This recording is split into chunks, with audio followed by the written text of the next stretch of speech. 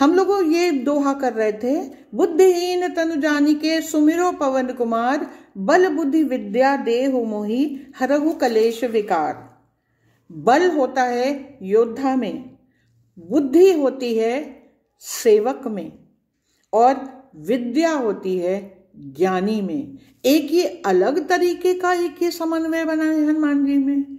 ये योद्धा भी है और सदा रामचंद्र जी के चरण में बैठे रहते हैं, बिल्कुल सेवक की तरह। इतनी बुद्धि है। हमको कहाँ अपना वर्चस्व दिखाना है और कहाँ हमें छोटे बन करके कभी कभी ना फायदा इसमें होता है कि आप छोटे बन जाइए, उसमें बहुत फायदा होता है कि धीरे से कोई बात कहिए, खुशामद करिए कि नहीं मम्मी तुम कर दोगी तो मम्मी मान जाएगी। तो ये बुद्धि होनी चाहिए कि किस जगह किससे कैसे आपको उनके साथ कैसा व्यवहार करना है, और विद्या भी उनके पास है। पिछली बार भी कहा था कि बल और बुद्धि दोनों चीज पशु में भी होती है। बल भी होता है, बुद्धि भी होती है। वो अपना बचाव करना जानता है, वो अपने रहने की खाने पीने की व्यवस्था करना जानता है। जो चीज एक पशु में नहीं होती, पशुत्व से मनुष्यत्व तक जाने के लिए जो एक चीज है, जो एक साधन है, उसको कहते हैं विद्या। और विद्या से ही व्यक्ति गुणवान बनता है, बुद्धिमान बनता है। और अब खाली इतने पे नहीं रुके वो कि बल बुद्धि विद्या तो मुझे दे दीजिए, उससे बड़ी कठिन बात और बता दी, हरहु कलेश विकार। सबसे पहले तो तुलसीदास जी कह रहे हैं कि मैं राम कथा लिखना चाहता हूं, वर्णन करना चाहता हूं, लेकिन मैं दुनिया की इतनी कलेशों में और विकारों में फंसा हुआ हूं। एक दूषित शरीर में तो बीमारी ही रह सकती है। यदि हमें पवित्रता रखनी है, सादगी रखनी है, योग रखना है, ध्यान करना है, तो पहले तो शरीर तो पवित्र रहे। तो आप मेरे शरीर में, मेरे जीवन में, मेरे आसपास चारों तरफ जितना क्लेश, जो बीमारियां शारीरिक मानसिक हर प्रकार की पीड़ा जो होती है, दो तरीके की होती है, क्लेश और विकार। तो जितने भी क्लेश और विकार हैं मेरे पास, सबको दूर कर दीजिए, हरहु सब हटा दीजिए। तब मैं जब शुद्ध मन का हो जाऊंगा, तभी तो मैं कोई सृजन कर पाऊंगा, तभी तो मैं राम की कथा गा पाऊंगा। तो क्या क्या चीज हटानी, एक ही झटके में उन्होंने पूरा शुद्धता मांग ली है। कलेश होता है वो चीज जो बाहर के से जुड़ने के कारण कभी कभी आप में आ जाता है। क्लेश होता है 5 प्रकार का जो बताया है इसमें। एक है अविद्या, सबसे बड़ा क्लेश अविद्या के कारण होता है। अनर्गल आप तर्क करने लगते हैं, अनर्गल आपको पता नहीं है कुछ, आपको ज्ञान नहीं है बातों का, लेकिन जबरदस्ती आप, क्योंकि आपके पास विद्या नहीं है, आपके पास उस बात की जानकारी नहीं है, लेकिन आप अपनी बात को आगे रखना चाहते हैं, क्योंकि जो ऊपर ऊपर दिखाई देता है माया से, आप उससे प्रभावित हैं, उससे क्लेश हो जाता है, दुख हो जाता है। और जहां क्लेश आया उससे दुख, दर्द, पीड़ा, संताप सब कुछ होता है। दूसरा होता है क्लेश अस्मिता कहते हैं उसको, अहंकार। मैं आपकी बात क्यों मानूं, मैंने कहा है तो ये सही होगा, अभिमान जिसको कहते हैं। इस बात को समझने को राजी नहीं है कि दूसरे की बात मुझसे अधिक सही हो सकती है। फिर दुनिया में बाहर जो एक संपर्क हम रखते हैं, दोनों तरीके से ये विकार है, क्लेश है ये। अगर किसी से अधिक संपर्क हो गया उसको राग कहते हैं, हमें उसके दोष भी नहीं दिखाई देते, तो वो राग हो गया। राग भी एक क्लेश है, जबरदस्ती प्रेम किसी से हो जाना जबकि वो उसके लायक ना भी हो। और दूसरा क्लेश क्या है, द्वेष, जबरदस्ती किसी के प्रति नफरत हो जाना जबकि वो उसका अधिकारी नहीं है। लेकिन ये संसार में ये लेने देने के चक्कर में अक्सर ये हो जाता है। और उसके अलावा 5वां क्लेश होता है अभिनिवेश, मतलब जो एक अशुभ चीज है हम उसको शुभ मान ले। हमसे किसी ने कह दिया फलानी चीज करो, फलाना कुछ करो, फलानी पार्टी में जाओ या फलाना कुछ खरीद लो, ये बिना सोचे समझे मुझे उसकी जरूरत है कि नहीं, मेरे लिए वो सही है कि नहीं, मुझे अपने बच्चे की फीस देनी है तो क्या मैं एक ड्रेस और खरीद लूं अपने लिए।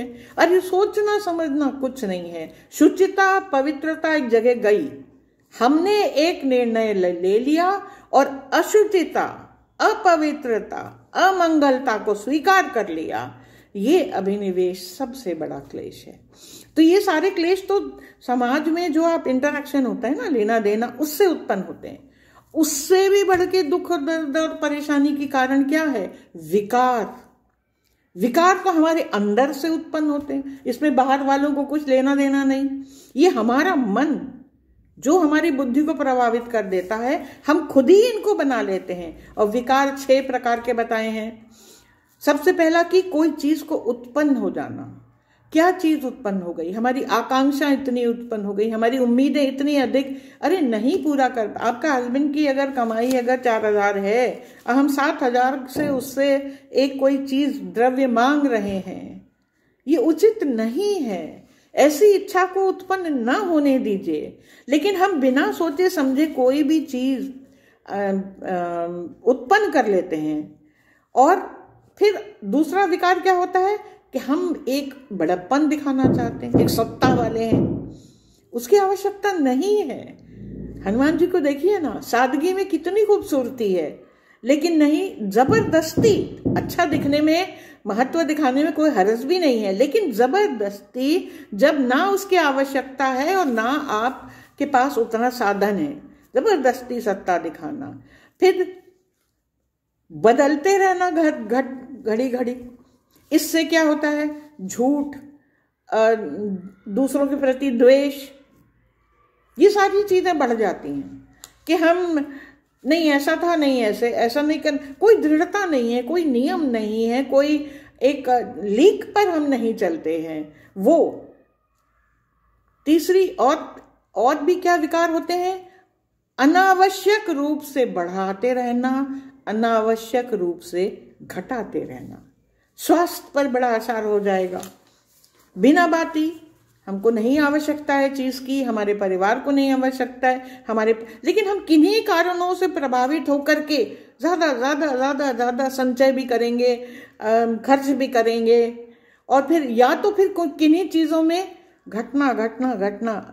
एक नियंत्रण में रहें, एक समतल में रहना जिसको नहीं आता, तो ये घटना बढ़ना। आप शरीर में ही देखिए, खून में यदि चीनी बढ़ जाएगी तो प्रॉब्लम है, अगर शुगर अगर नमक बढ़ जाएगा तो समस्या। अरे लेकिन बिना इनके आप जीवित नहीं रह सकते।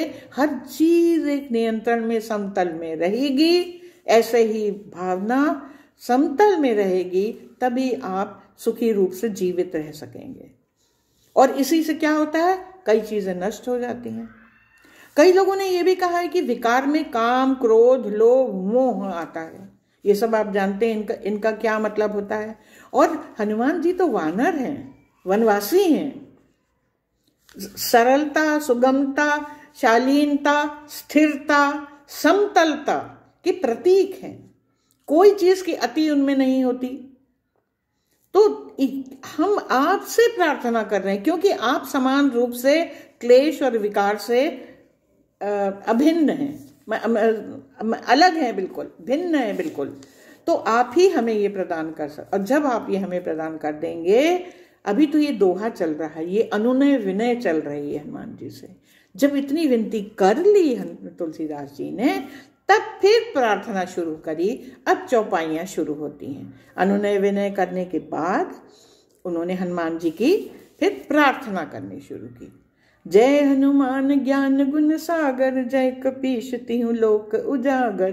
पहली चौपाई, सबसे पहला शब्द जय। जय हनुमान एक आदर सूचक शब्द है। जय किसकी जय? हम लोग तो हर भगवान के आगे जय हो, किसी की भी जिसको हम बहुत ही ऊंचे एक पेडेस्टल पे बिठाते हैं, एक जगह बिठाते हैं, उसकी जय बोलते हैं। इसी संदर्भ में एक छोटी बात बताऊं, आपको इससे आगे चल के लाभ होगा। दो गण हैं विष्णु जी के, जय और विजय, दोनों में बहुत अंतर है। जय और विजय का अंतर हम लोग ऐसे कभी साधारणतः करते नहीं, लेकिन आप समझ लीजिए। हम लोग कभी, जैसे आपकी हमको मंगल कामना करनी है, शुभेच्छा दिखानी है अपनी, तो तुम्हारी विजय हो तब कहेंगे जब तुम रणभूमि में जा रहे होगे। यदि किसी लड़ाई में जा रहे हो, किसी को मार के, किसी को हरा के, किसी रेस में जा रहे हो, किसी दूसरे को पछाड़ के आपको आगे जीतना है, तब हम कहते हैं कि तुम्हारी विजय हो। ध्यान से सुनिएगा, दोनों बातों में बड़ा मीठा सा अंतर है। किसी अन्य को पीछे छोड़ के जब आप आगे जाते हैं तो वो क्या होती है? आपकी विजय, विक्ट्री। और दूसरी विक्ट्री क्या होती है?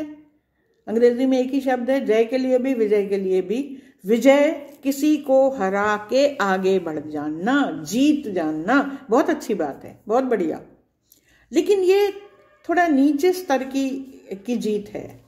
सबसे बढ़िया जीत जो हम लोग भगवान के लिए कहते हैं, जय हो, जय उसकी होती है जो आगे बढ़ गया, जिसने बहुत अच्छा काम किया, जो इस लायक है कि उसका गुणगान किया जाए, वो उस स्थिति पे पहुंचा बिना किसी को हराए।